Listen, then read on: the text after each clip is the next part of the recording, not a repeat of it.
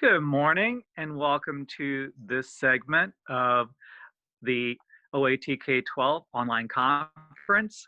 I am Randy Robart and I am a past president of the Ohio Art Ed Association and I'm a moderator on OATK12. And this session is titled Navigating Synchronous Distance Learning, and it's all about one teacher's journey.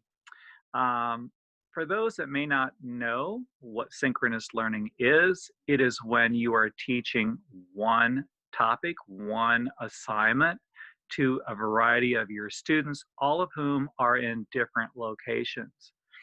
One of my colleagues who lives not too far from me and has a clientele base of students very similar to my own has had some really great success with her foundation students. I've always been impressed by what she's posted on social media and what she's posted on OATK12. She has some super resources available. So she's going to be sharing those things with you folks this morning. And I want to welcome JJ Thornberry. So take it away, JJ. She's going to explain to you what her tips and tricks are on synchronous learning. Thanks, Randy. Again, my name is JJ Thornberry, and I am the art teacher at Norton City Schools at the high school.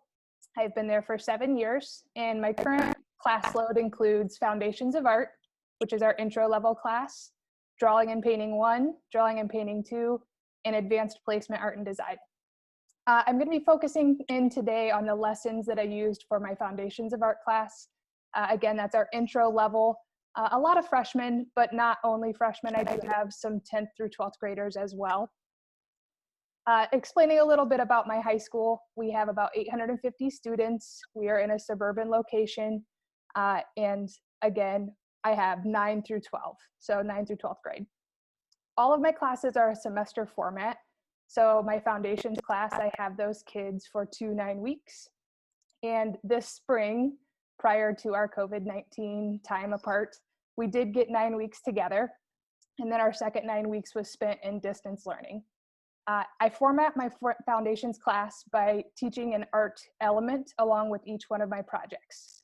So each project we have a focus, we study the art element, and then we make a project where we're really looking at that art element. We're obviously using other ones as well, but we try to study that one and hit it pretty hard with our lessons.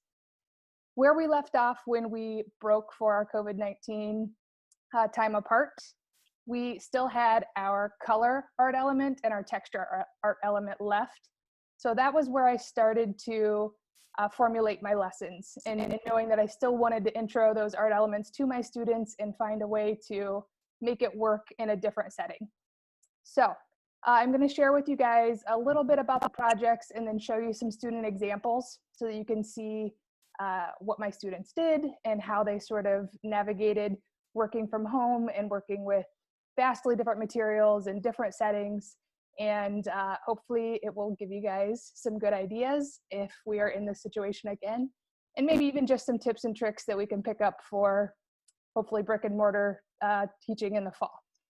Remember that all the resources that I will have available for these lessons will be through the OATK12 website, and you can find all of those there. And my information's on there as well if anybody ever has any questions. I'm more than willing to help out.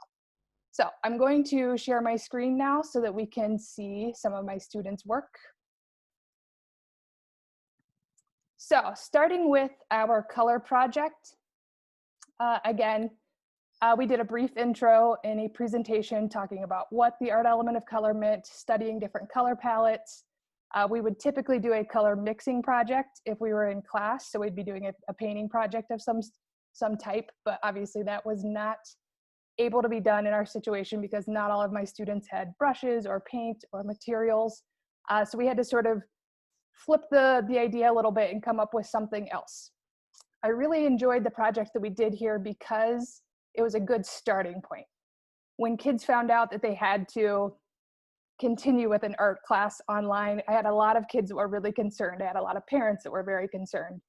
They didn't understand how we were going to do this. They were worried that they wouldn't have the right technology or the right materials for their student to make an art project, do well in this, and get a grade that they would be happy with.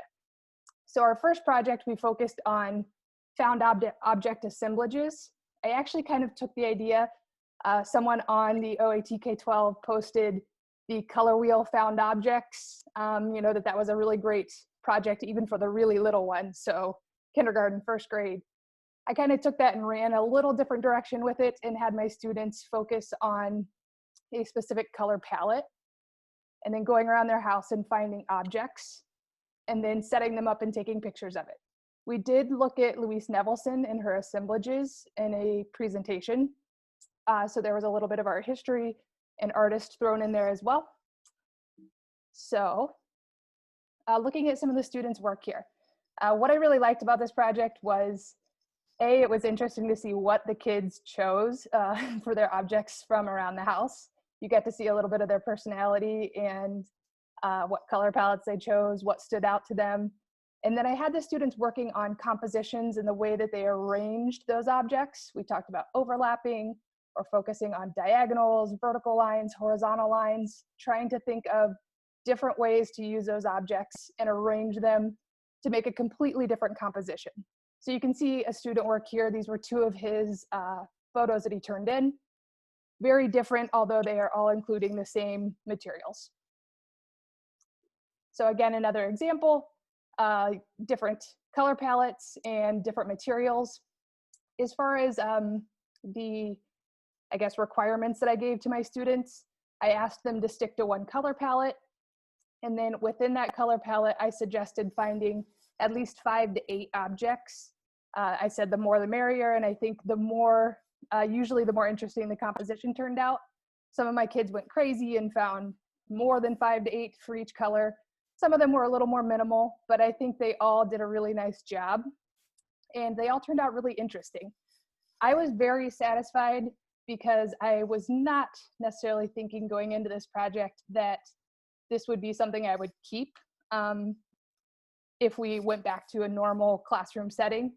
But I actually think I really loved this. And I loved that it made the kids think outside the box and think about making art with materials that they find around the house rather than traditional art mediums. So I think it would be something I would keep as a small exercise to go along with our color mixing project if we're back in our classroom again next fall, which was exciting for me. I didn't necessarily think that when we were kind of putting this together at the last minute and trying to get it out to our students that I would come up with something that I actually will keep no matter what. So I really enjoyed their results and I think they had fun with it. And like I said, I liked getting to see some of their personalities coming out. I particularly loved this one. She included her bird.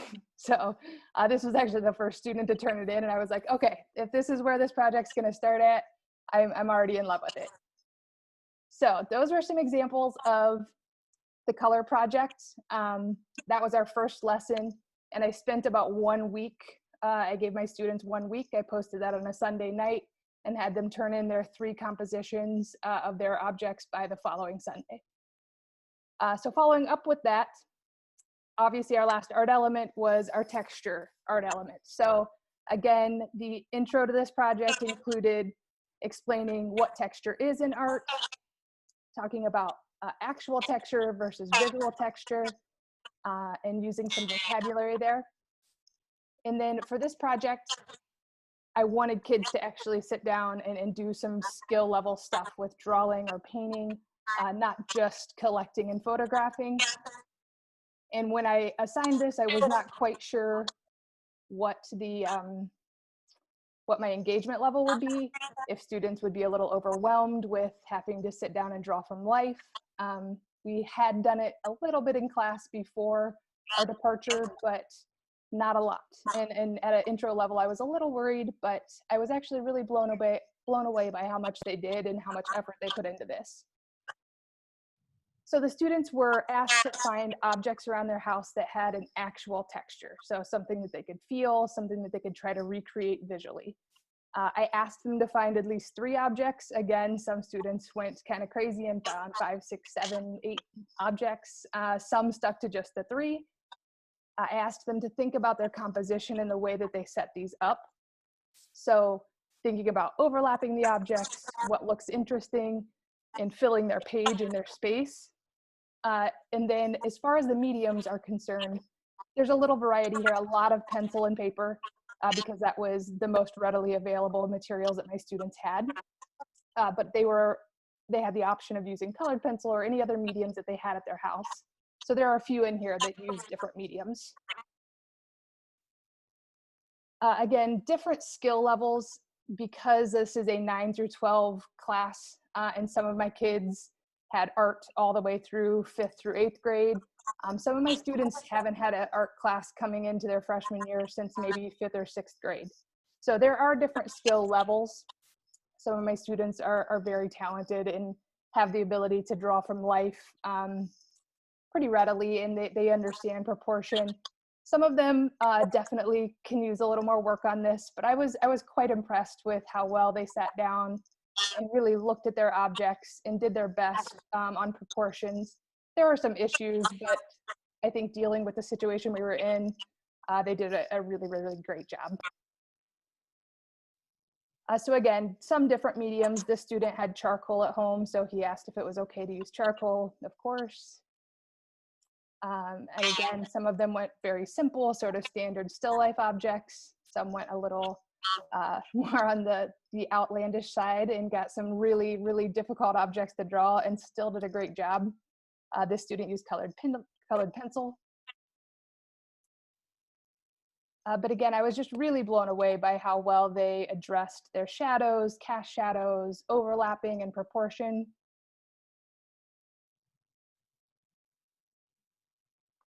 A student used oil pastel here, and this was a medium she had never worked with before. So again, to kind of experiment at home and figure it out, I was pretty impressed. And again, same as the last project, it was kind of fun to see the objects that they chose and how they arranged them. It always kind of shines a light onto their personality a little bit and how they see things and what kind of objects they picked out that they thought looked interesting. So not only just the drawing portion and seeing them work on their skill level, but getting to sort of know them a little bit through an online format, which can be kind of tough.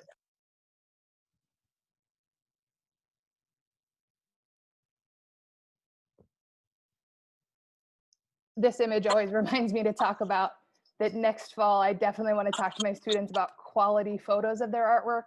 I believe the student did a wonderful job.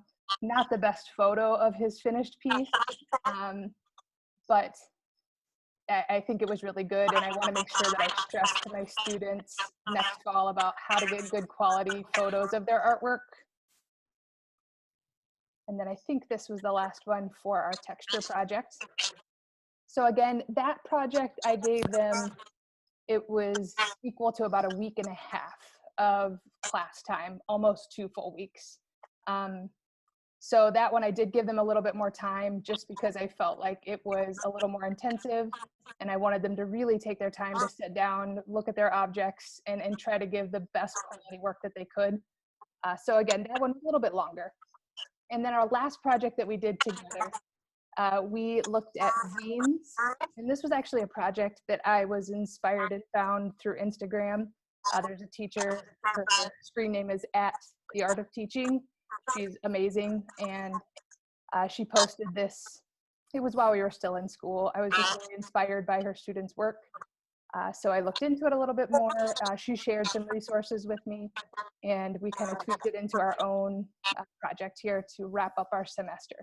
And this was a fun one because, again, it got to really see the students' personality, what they chose, what they kind of felt like they were an expert on, and they got to completely choose mediums and layout. There was a little less requirements from me on this project. So it was kind of fun just to let them run a little wild on the last one. So again, they're creating little 8-page magazines. I did do a demo video on how to fold the paper. And then in my personal demo, I did a Sharpie, full Sharpie design. So you'll see that students used all different kind of mediums here. And they were trying to, I asked them to incorporate the skills that they had learned throughout their previous lessons. So show me some lines, show me shape, show me value, show me any of those things that you learned throughout the semester and kind of put it all together for our final project. I got some really great results and some really fun and interesting, just their topics and the things that they wrote in there, or if some of them didn't have writing, but it was all really, really interesting. And again, skill levels are all a little different, but we had talked about balances of pages. So balancing your white space to your colored space or your darker color, making sure that your layout made sense and had a flow. And I think overall they did a pretty good job with that. So different mediums, different topics, sort of fun just to see a little bit of their own personality coming through. A student experimented with some watercolor in this one, which I thought was kind of fun. And she said it was like cheap dollar store watercolor, but nonetheless, she did the best she could with what she had. Had some really good pencil drawings. Some of my students are super comfortable with pencil, so that was kind of what they defaulted to.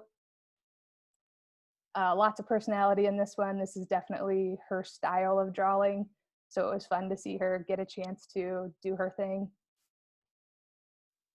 Some colored pencil.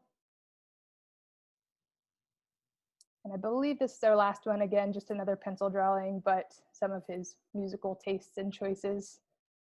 So I believe that that is the end of my student examples. So I'm going to go back to our full screen here.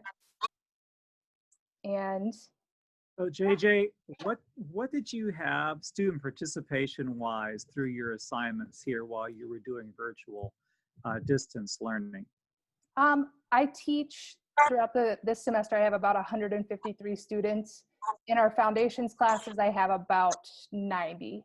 And I would say out of those 90 students, the first project, the color project, I think I had probably 90% turn that in. And then the two after that, it dropped off a little bit, but not much. I would say my least amount of participation was about 80%.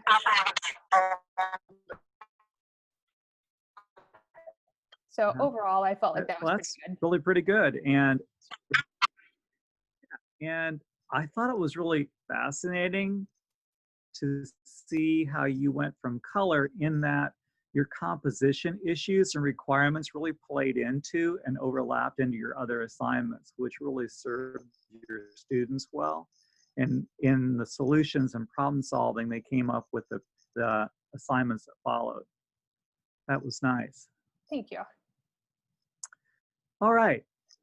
I want to thank you for joining us and being a co-presenter with me and all your great work. Your students are phenomenal. Love all their stuff. And if you see what JJ's foundation students do, she has an AP class and they really, really rock. So you can see how these assignments she does plays into how her students grow and mature as artists within her high school. So I want to thank you. I want to thank everybody who joined us this morning for this synchronous learning example video. And I hope you enjoy all the rest that come today. Thank you.